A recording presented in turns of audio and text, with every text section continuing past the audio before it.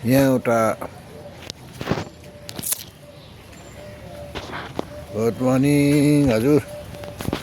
यहाँ एउटा हजुरहरूलाई सबैलाई यो ठाउँमा फेरि अर्को पार्ट भिडियोमा आएर हजुरहरूलाई नमस्ते गर्दछु। र यहाँ माछाहरू पानीहरू श्रीकृष्णजीको यहाँ त्यो नानी हल्लाउने जस्तो कोक्रोमा कमलको फुल फुलेको छ। यो कमलको फुल अनि यहाँ एक प्रकारको शान्ति छ अनि यहाँ यस्तो बनिन्छ हजुर। यहाँ यसरी नानीहरू सबै बुढापाका सबै खेल्न आउनुहुन्छ, हेर्नुहुन्छ, जग्गा जग्गाको ठाउँको मान्छेहरू।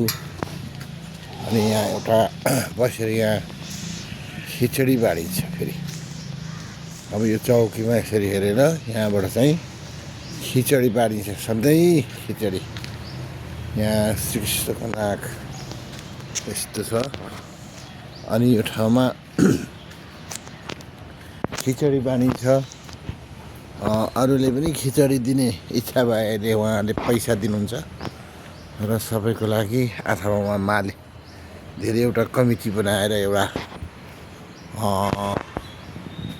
मन्दिर ठुलो निर्माण छ। अनि यहाँ टिकट लाग्दैन, ट्याक्कै लाग्दैन। टिकट चाहिँ यो फ्रीमा घुम्न पाइन्छ। अनि यो मन्दिर यहाँ पूजा हुन्छ।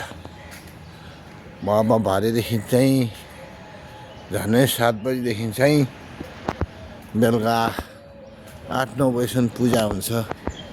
अनि उहाँ ठाकुर भनेको शिवजी मन्दिर नै हुनुहुन्छ। दर्शन शिवजीकै हो र शिवजी जस्तै यहाँ यो मन्दिर चाहिँ हेऱ्यो भने लोटस टेम्पल जस्तो छ। लोटस टेम्पल जस्तो मन्दिर देखिन्छ होइन, देखिन्छ। र त्यस्तै अब यहाँ कछुवाहरू राखिएको हुन्छ। अहिले बिहान त कछुवाहरू त्यस्तो देखेको छैन र 4-5वटा कछुवाहरू पनि डुलेको हुन्छ। अनि यहाँ गाईहरू पालेको छ फेरि। गाईहरू पालेको यहाँ नानीहरूलाई खिचडी खुवाउने ठाउँ जस्तै गाईहरू पालेर यहाँ दुधहरू यिनै गाईको दुधहरू, गोबरहरू, यहाँ धेरै कर्मचारीहरू गोबरहरू बनाउने, मल बनाउने, अलिअलि केही सब्जी ठुलो एरिया भएको। र अब अहिले त कछुवा निस्केको रहेछ। कछुवा पनि यहाँ धेरै देखिन्छ। यो बिहानै कछुवा आउँदछ र यसरी नै हजुरहरूलाई देखाउन मन परेको, साथै आफू पनि हेरी मन परेको। यो भयङ्कर ठुलो हल छ यहाँ। अब यो हल त जहाँबाट आएर नि मान्छेहरू आफ्नो हलमा बस्छन्।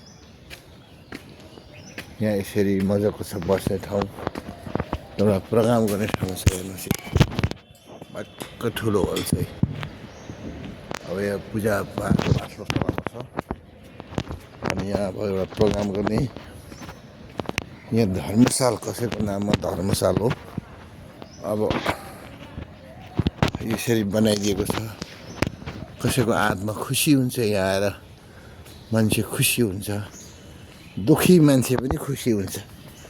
यसरी नै यहाँ यस्तो ठाउँ, पानीको व्यवस्था अनि फुलबारीको व्यवस्था छ। र हजुरहरूले यसरी नै हेर्न आउँदाखेरि अबर पर्यो भने आफ्नो परिचय प्रमाणपत्र अथवा आधार कार्ड लिएर आइयो भने यहाँ बस्न मिल्छ, पाइन्छ बस्न। फेरि घन्टी यत्रो आमामा यस्तो छ। यहाँ सबै बस्नुहुन्छ।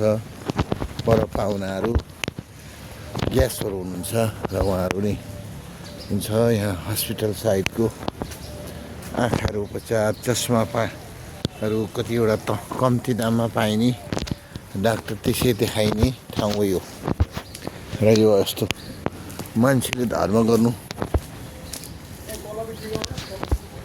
धर्मको एउटा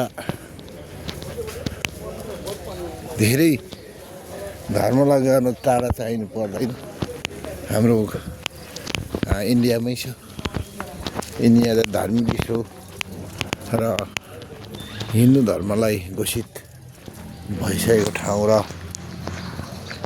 यस्तो ठाउँमा हामी सुखी शान्ति बस्न पाइन्छ यस्तो छ र हामीलाई हेर्न यस्तै है हजुरहरूलाई म मेरो आफ्नो विचार मेरो आफ्नो क्यामेरा राख्दैछु धन्यवाद फेरि भेटौँला